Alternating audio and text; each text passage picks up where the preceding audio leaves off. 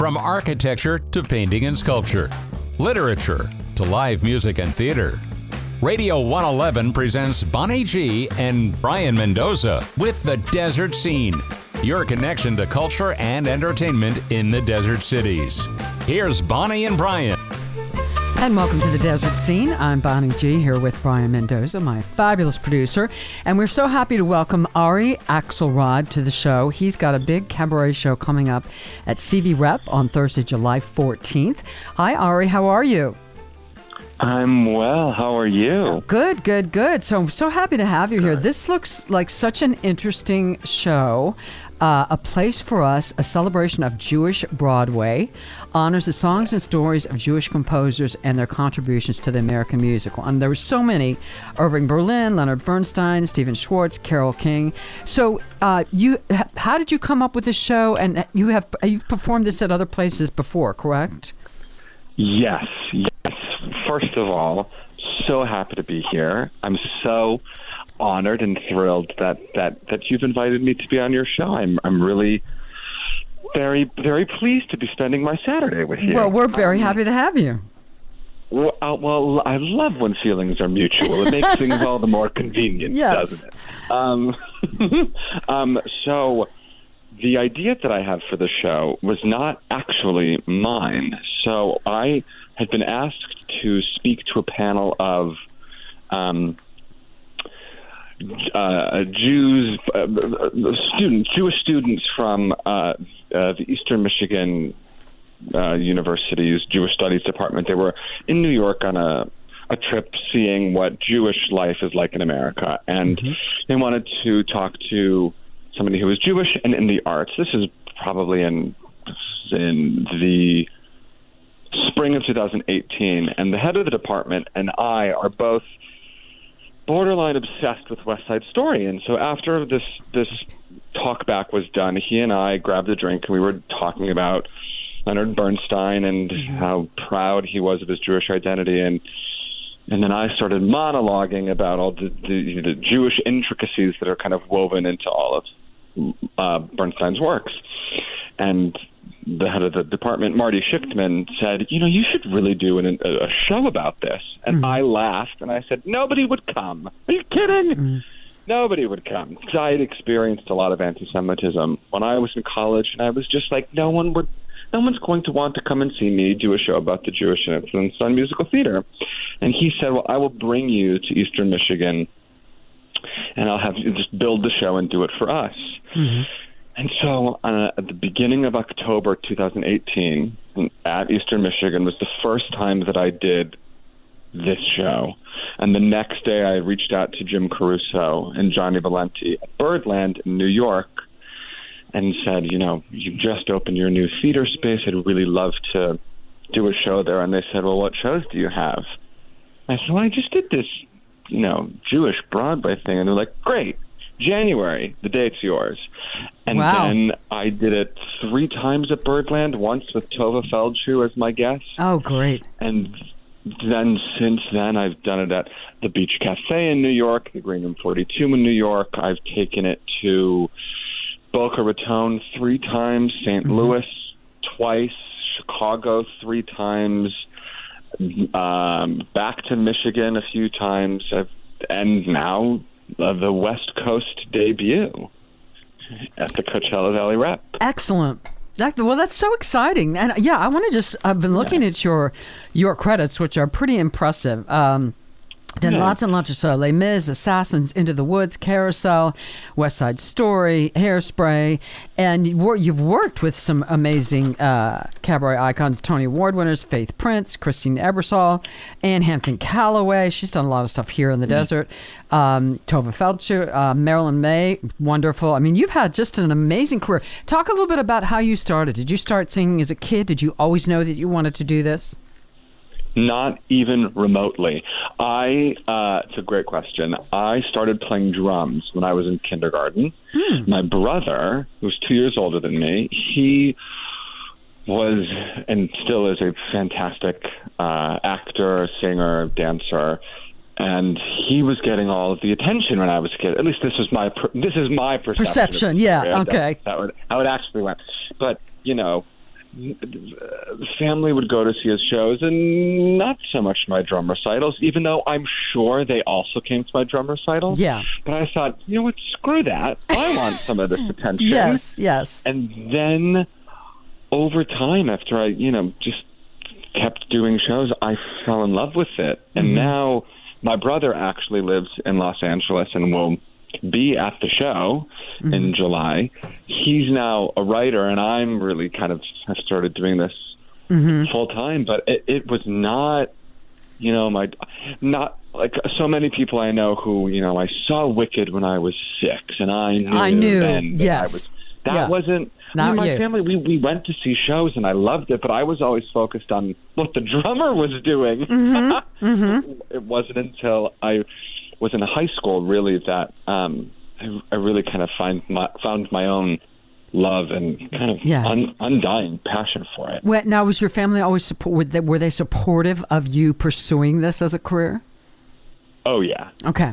Oh, good. Very much so. Very much so. I'm very lucky. Yeah. Very lucky. But so, yes. Tell us the progression. When did you go to New York, and did you find success right away? So I moved to New York. It's a really great day to move to New York. I moved to New York on September 11th, 2016. Wow. Really, what a day. What a terrible day to move to New York City, the 15th anniversary. Yeah. But did I find success right away?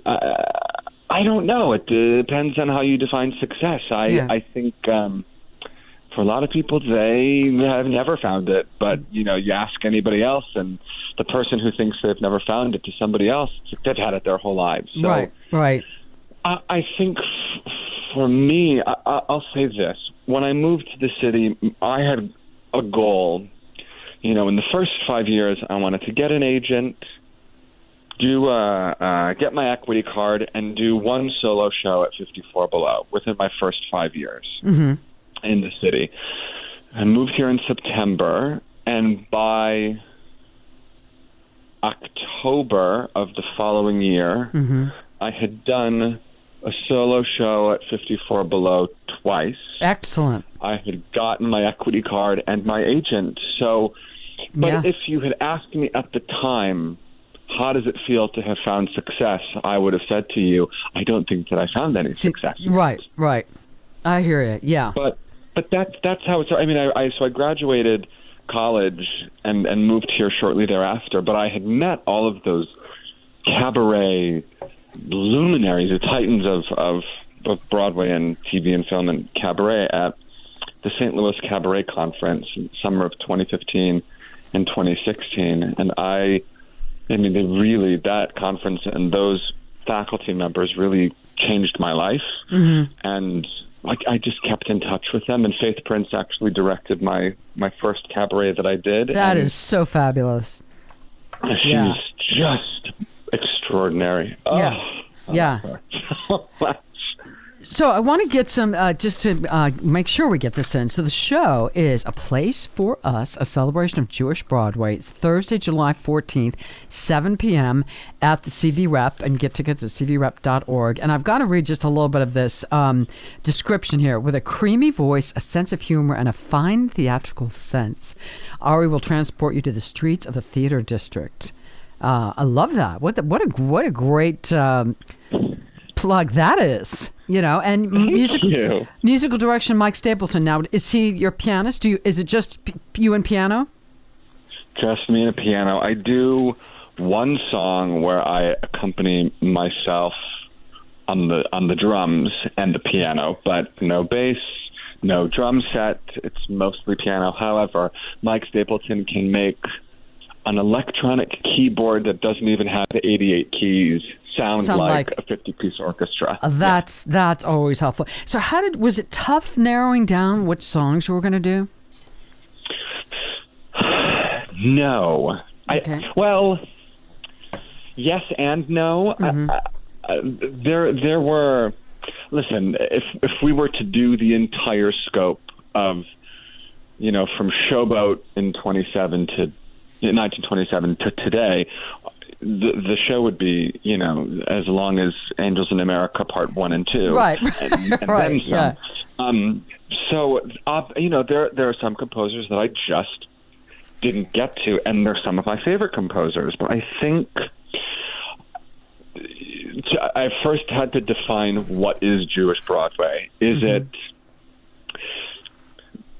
highlighting the influence of Jewish liturgical music, highlighting that influence in Broadway scores? That I have to do. And then it's also who are the descendants of cantors and who are the descendants of, who are the immigrants and who are the descendants. It's kind of figuring out what is Jewish Broadway and then which composers really intentionally brought their Judaism into their works, and then which did it without even realizing that they did it, which did it by osmosis. So it was also, honestly, when I first did the show, it was, I have a few weeks to build this thing. What information do I already know? What songs do I already know? And then how can I shape those songs and stories together to create an arc? And then from there, it's been tweaking. The show was originally directed by Lena Katrakis, and since then, the first time I did it was October of 2018. 3 weeks after I did it the first time was the shooting in Pittsburgh at the Tree of Life Synagogue. Oh, my gosh. I believe that there is life before that shooting and life after that shooting for American Jews. And so the show has taken on a very different meaning. Yes. The stories that lead into songs have completely changed to reflect life for American Jews today. So it's a really interesting question. Yes, it was easy to pick, and no, it has not been easy to pick, all at the same time. I don't know if that answers your question. Absolutely. No, it absolutely does. And by the way, CV, have you seen the theater? Have you seen the CV Rep Theater yet? In person, no. Oh my Online, gosh! Yes, I've seen. You're gonna love it. I review plays here, and I've seen many things. It's fabulous. You're gonna love it. Well, Ari, we're running out of time here, but thank you so much for being here again. The show is A Place for Us. Ari Axelrod, a celebration of Jewish Broadway, Thursday, July 14th, 7 p.m. CV Rep, cvrep.org. Break a leg. Have a fabulous show. I'm sure it's going to be. And thank you so much for being here today. And thank you for having me. I'm really honored. You're most welcome. Have a wonderful day, and looking forward to seeing you here in the desert. All right, we'll see you guys next time on The Desert Scene.